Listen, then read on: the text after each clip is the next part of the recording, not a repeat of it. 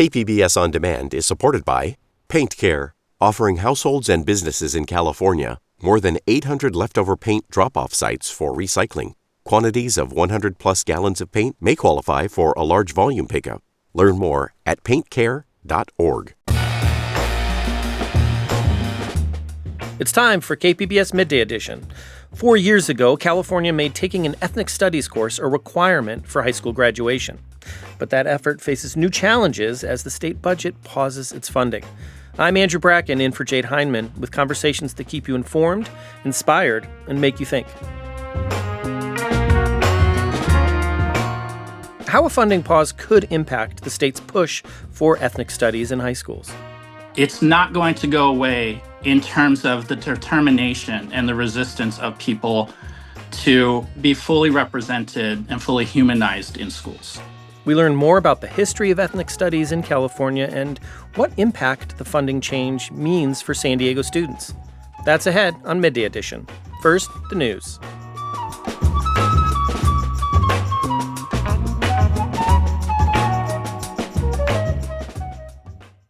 Four years ago, California passed a law requiring high schoolers to take an ethnic studies course before graduating.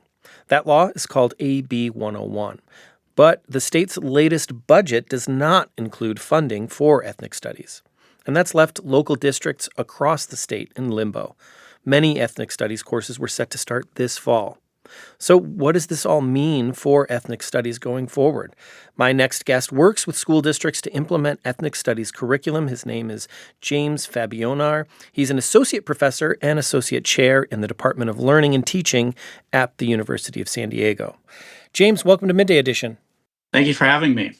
So, you've testified before on this AB 101 law. Remind us what that law would have done, with proper funding. Yeah, that's a really good question in terms of what it would have done. I mean, the history of ethnic studies at the state level actually goes back about 20 years. First time I testified before the state assembly was really in its infancy, when legislators were first thinking about what it would look like to have an ethnic studies curriculum and requirement in secondary schools. And so here we are 20 some odd years later. We've seen progress, but not surprising. We're seeing pushback, we're seeing delays. And, as is often the case, we see kind of this as an unfunded mandate. So really what we are looking at, I think, in terms of AB 101 and the spirit of AB 101, was that ethnic studies has really been kind of conceptualized as a policy remedy to systemic racism. I believe AB 101 was really about introducing ethnic studies at the high school level, not just waiting for folks to have access to ethnic studies once they get to higher education, but recognizing that ethnic studies is a really important shift to our public education system at the secondary level, and even before that. So AB 101, if funded properly, is intended to provide a course, a semester-long course requirement to all public secondary education schools, and as a way to diversify curriculum and instruction, as a way to give context to our understanding of race relations, power dynamics in society, and giving context to kind of the conditions that some of our most challenged populations live under in California and across the country. So now that Governor Newsom is, withholding this funding, what does that mean for local school districts who've been working on implementing this curriculum? Yeah, I think what it really means is that school districts where there has already been a philosophical alignment and a strong political will and a degree of expertise in the field will continue on in their efforts, because their efforts for ethnic studies precede AB 101. But AB 101, I think, provides a lot of legitimacy in letting folks know who don't have a background and understanding of ethnic studies, that this is the law of the land. And this is to be expected, that we believe that for California to be a peaceful and equitable society, that we need to learn our way to being peaceful and equitable. And so I think what that means is that you're going to see some school districts that were already resistant and maybe have just kind of been implementing ethnic studies, in a kind of in name only kind of way. They'll continue with kind of half-hearted efforts to design and implement ethnic studies. And then you'll see on the other end of the spectrum, school districts where they really wholeheartedly believe that ethnic studies is important, and they'll continue to do the very best that they can, as they always have, with limited resources. So it's a shame, because I think folks require the support, they require the resources in order for ethnic studies really to reach its full potential. Unfortunately, for education scholars, especially those who are concerned about access, opportunity, equity, this isn't especially surprising.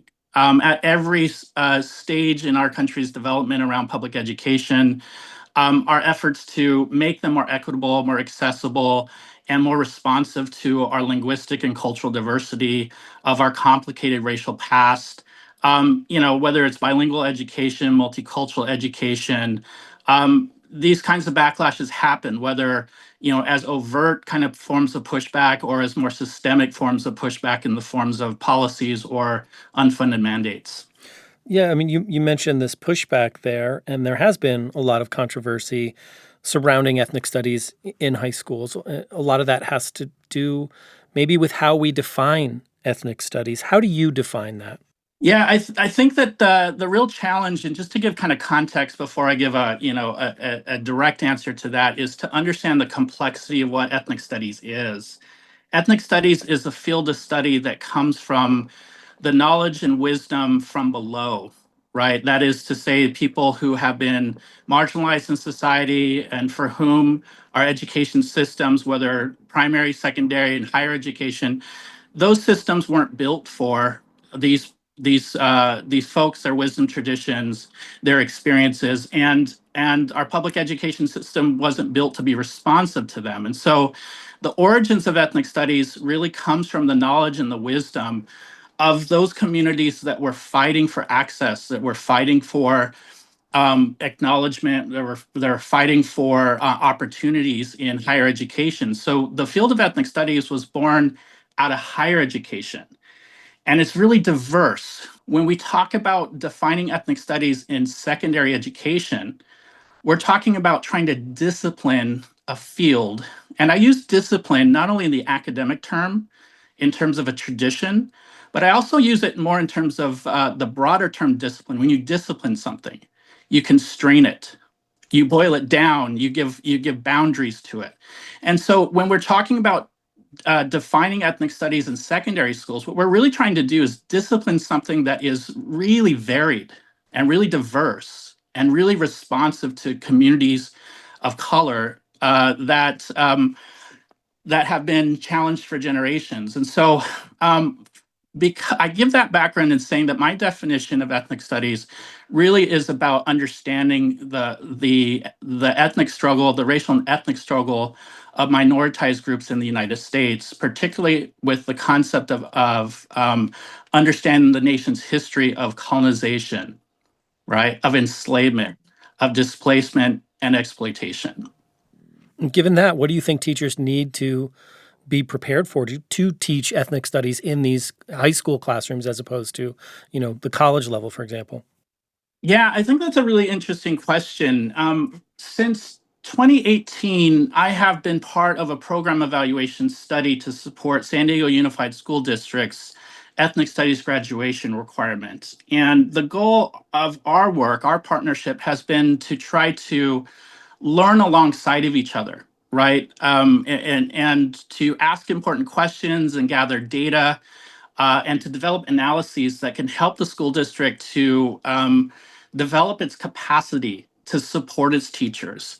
Some of the challenges that I see with the teachers are is really trying to shoehorn ethnic studies into existing structures, whether they're at the curriculum level and the classroom level, or even at the academic programming level. And so I can give you some examples of that.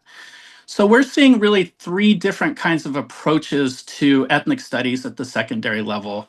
The first is to infuse ethnic studies into existing curriculum frameworks, such as English language arts or history, social science, and specifically United States history. So that's one way, is the infused route. The second route is as a standalone course, right?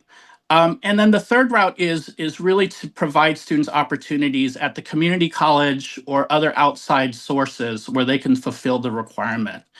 What I'm seeing across the board is challenges for teachers to be able to make the space for ethnic studies to do the deep contextual work that it can do with young people. And especially for young people who need the context, who need to understand the challenges that their communities and their families face. Um, it's very hard for teachers to do that in terms of the traditional teacher preparation programs structure. And as a teacher educator and as an educational researcher, I see this first and foremost in a variety of frameworks that really drive accreditation in teacher preparation, that drive state level policies. And so I really see a challenge in teachers being able to be trained to be community responsive in how they think about curriculum and instruction. Yeah, so I'm hearing from you, just like teachers need to kind of learn how to teach effective ways at reading or math, of course.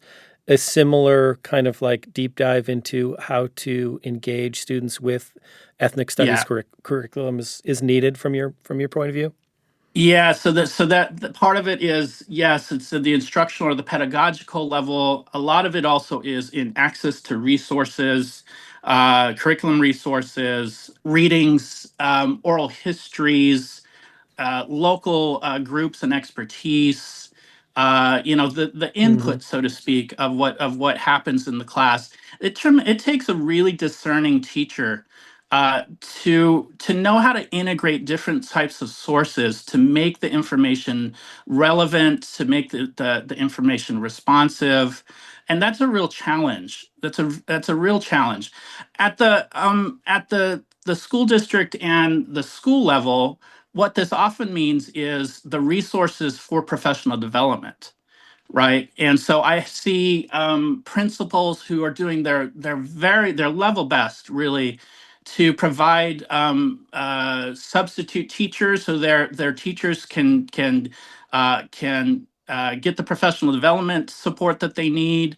I see school district officials who are bringing in experts as best they can. Getting professors to come out of the ivory tower into schools can be a really big challenge. So this kind of goes back to your earlier question around the governor, the lack of support, and this is really where you see the challenges. And this is among schools and school districts that are already philosophically aligned and already really see the value of ethnic studies. There are a lot of teachers out there in school districts who also see the value, but they're not necessarily supported by their school leadership or their district leadership, unfortunately. So, you mentioned a multitude of challenges there. There's also the challenge of this political moment. How are national politics influencing tensions around ethnic studies in your view today? Yeah, I think that they're exacerbating tensions that have always existed. I think it also underscores the importance of making sure that we are giving students or providing students with educations that are more well-rounded, that are richer, that are more robust and nuanced about the challenges of the day, right? So I see it on multiple levels. I do see that there are school leaders and district administrators who are having to respond to pressures. I will say, though, with AB 101, at least in terms of the school districts that I've worked for, that has been one of I think the positive dimensions of it is that it is a state policy.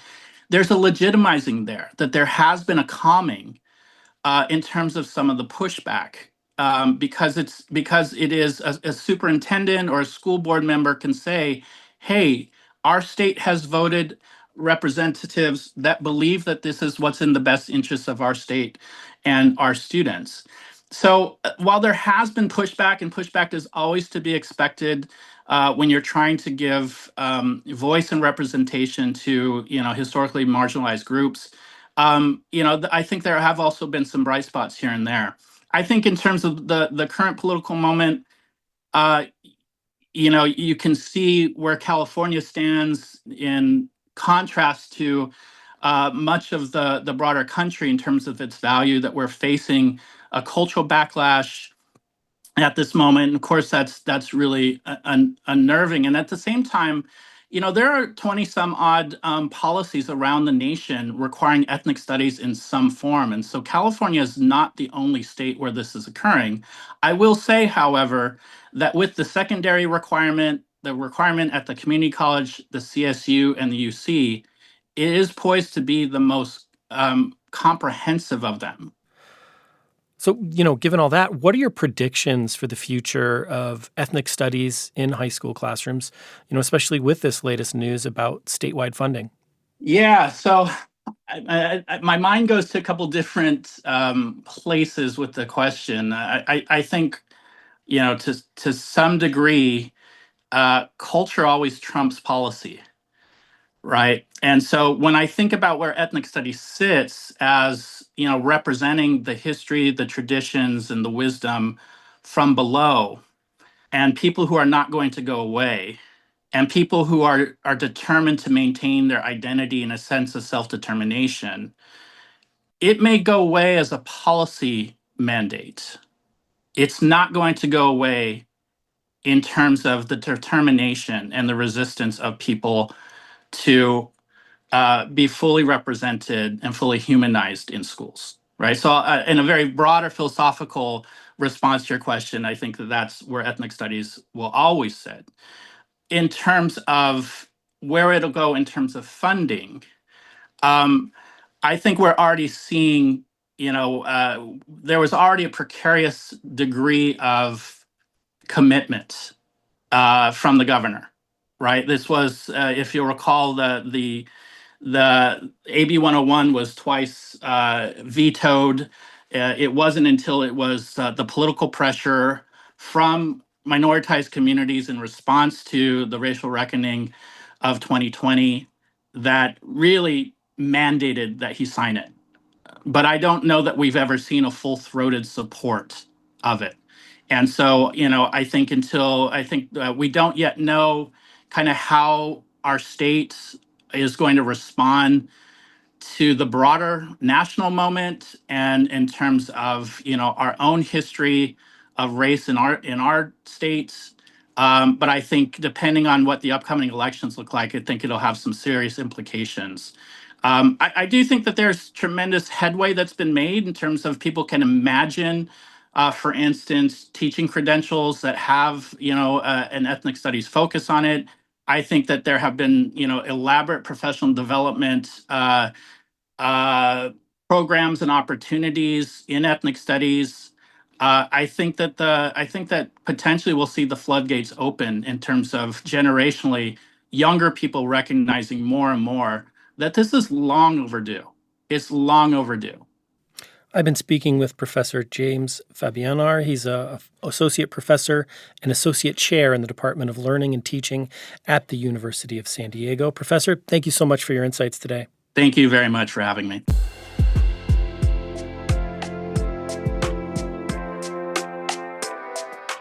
Ahead on Midday Edition, we hear how San Diego Unified School District has approached bringing ethnic studies into San Diego classrooms. Even with budget cuts, there is a way to do this, and it is so important for our students now more than ever that we have to find a way. Midday Edition's back after the break.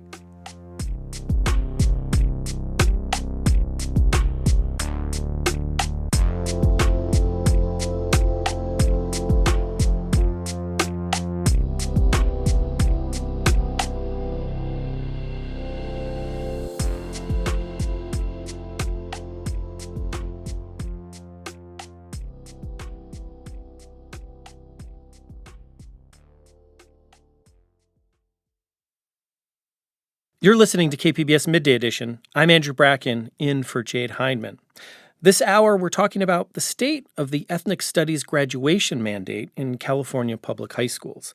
Several years ago, the state required districts to make ethnic studies mandatory, but now they're pausing that funding, leaving many programs in limbo. But here in San Diego, many students are already taking ethnic studies courses. The San Diego Unified School District voted to mandate ethnic studies back in 2019. Joining me to talk about the status of the program is Wendy Rank-Burr, PhD. She's Senior Executive Director of Equity, Access, and Opportunity with the San Diego Unified School District. Wendy, welcome to Midday Edition. Hi, Andrew. Thanks for having me.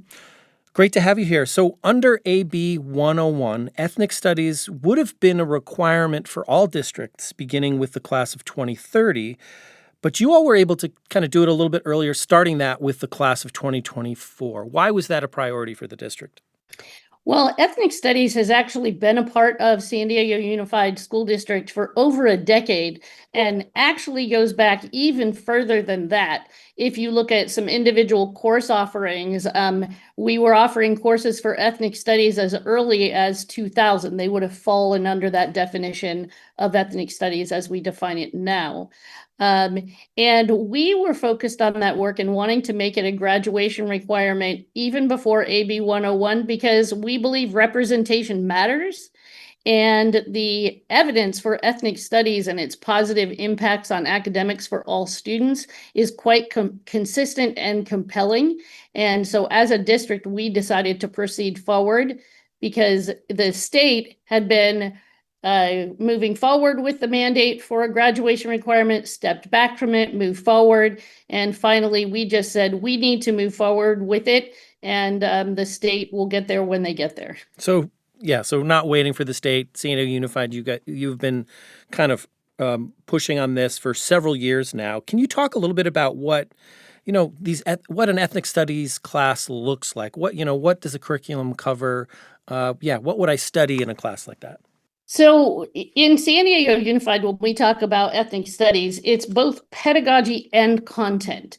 And so an ethnic studies class, and as allowed for by the state frameworks, which is what we operate under, you can have ethnic studies courses that are courses by themselves. And we do have a course like that, Introduction to Ethnic Studies. But we have more than 10 courses that have been authored by our staff in consultation with other organizations. And most of our courses embed ethnic studies, content, and principles into other subject areas such as history, English, or the visual and performing arts. So those classes, if you were to go into those classes, you would see many of the same skills in any history or English class that wasn't an ethnic studies course, and that students are being asked to read complex texts, having discussions about complex ideas, and being able to write about those from their perspective with evidence from the work that they have completed in class. So with this pause in funding in the latest proposed state budget, what impacts is that likely to have on San Diego Unified? Well, I can't say that we weren't very disappointed that the state stepped back from the funding because it is very much needed in terms of professional development. And that's a need all across the state. We connect with other educators with this work across the state. So I would be remiss to say that we weren't disappointed. However, how is it going to impact our ethnic studies program here in San Diego Unified? I think it's important to look at the reality of the situation. Ethnic studies has not been funded by the state other than a block grant that we received in 21-22. So all the work that we've done in ethnic studies up until that block grant was work that we were doing with funds already allocated to the district. So the budget impact is made us have to think about how we can deliver professional development differently. And that is definitely an area that we want to continue focusing on with our ethnic studies work moving forward. And can you talk a little bit more about what that, professional development would look like? What is San Diego Unified looking to do to push that ahead? So we have offered micro credentials, which are 15-hour courses of study focused on the pedagogy and the content for ethnic studies. And the other thing that we do that's very, very important is we have teachers who have expertise in ethnic studies, and they go out to classrooms and they teach side by side with teachers, because when you're trying to put together lessons using texts that offer multiple perspectives and getting students to engage in dialogue, having a second teacher in the room to help you when you're learning how to do that has been very successful and is supportive to our teachers. So we'll continue to do that. We just won't be able to scale it to the level we had hoped if there had been state funding. So I want to talk a little bit more about, this motivation for ethnic studies. And I think you touched on this earlier, but why is it important for students to, see their identities and cultures reflected in the classes they take? Well, we heard from our students. We have a variety of different mechanisms in our district to hear from students. And we heard from students over the course of the past decade since I've been involved in ethnic studies work that students aren't seeing themselves in their classroom materials. Some of our students who have taken English classes in our district have said they never read a book by an author of color. And so that was deeply troubling to us, because we are leaving out a whole collection of voices that have experiences that are unique and enrich our communities and enrich our classrooms. And we can only get better at relationships and working together when we understand one another's experiences. So, and again, the other reason that we really believe in our work in ethnic studies is the research that has proven over and over again that it improves engagement with school, improves grades, and increases awareness about diverse members of the community. And I imagine one challenge of serving the students, you mentioned this, like really trying to reflect people's identities, the students' identities in these courses. But San Diego Unified is a large school district. I think it's the second largest in the state of California. So how do you balance that, obviously having to serve such a wide variety of communities and schools, but also serving the individual needs of a particular community in a particular neighborhood school? So that's a great question. And that's where the principles of ethnic studies come into play, because the principles of ethnic studies remain in place. And what can be modified and supported based on where the course is offered is the selections that are used within that course. So, for example, if it's an English class with an ethnic studies focus, teachers have always had the flexibility to select different texts, and they can select texts that match the students that are in front of them, and also offering them some texts by other diverse groups that may not be in their classroom, so that they can also get a window into that world as well. So the statewide ethnic studies mandate's been, controversial from its inception. Many parents have spoken out against it, some of them in San Diego. How is the district responding to concerns around, this curriculum? So we do a lot of listening, and so we have different community groups that we listen to through regular meetings with those community members. We also have on our district website on our ethnic studies website, a way for community members to give us feedback and input. We do sometimes have some community groups that recommend curriculum or suggest curriculum, which it is ultimately the district's responsibility and the curriculum team's responsibility to review that. Because first and foremost, we are responsible for making sure that we're teaching to standards and that we are aligning to the state framework for ethnic studies. So on the flip side of these concerns, other academics argue that schools maybe offering a watered down version of ethnic studies. What would you say to that argument? I would would always want to know what exactly are they talking about, because sometimes just saying it's a watered down version, a well-constructed ethnic studies class taught by a teacher who has proper training is absolutely not a watered down course. It is actually a very challenging course because students are being asked to take into consideration multiple perspectives, weigh that against their own thinking, and come up with new ideas and new perspectives, and also engage in discussions with their peers and defend their ideas. So that is by no means an easy task, and I would not say is watered down by any means. Well, and another, point you kind of made earlier is it sounds like a lot of this curriculum is integrated into different subject areas, right? I mean, how does that allow students and kids to kind of, I don't know, enter ethnic studies, but from a different perspective, perhaps?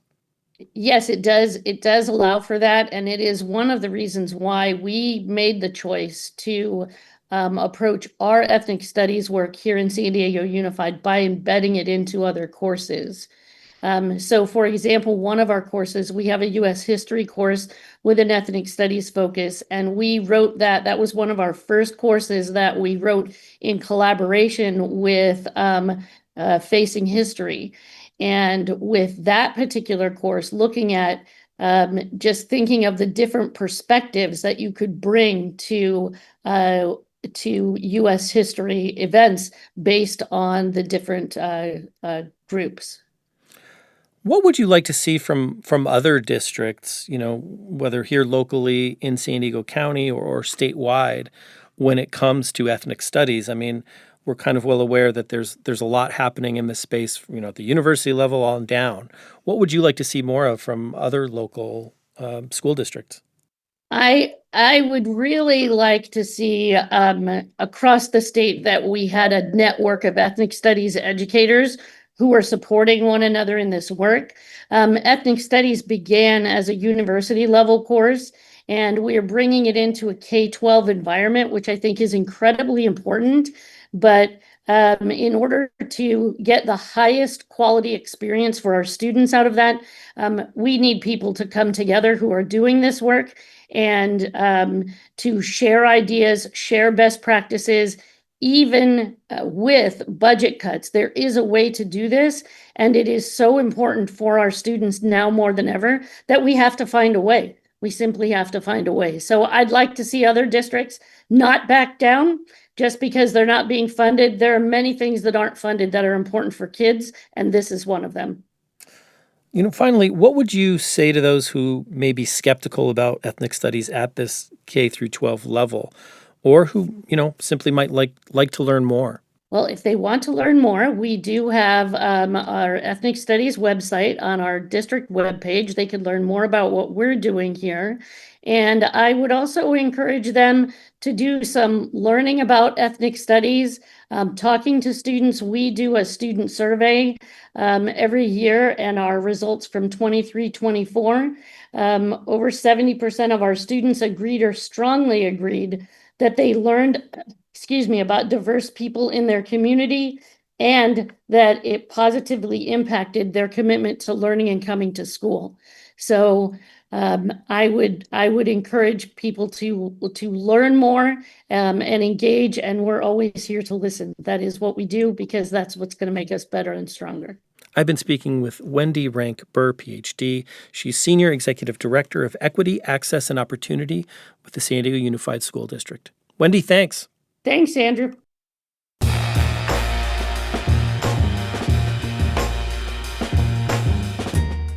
That's our show for today. I'm Andrew Bracken. KPBS Midday Edition airs on KPBS FM weekdays at noon, again at 8 p.m. You can find past episodes at kpbs.org or wherever you listen. Thanks again for listening. Have a great day.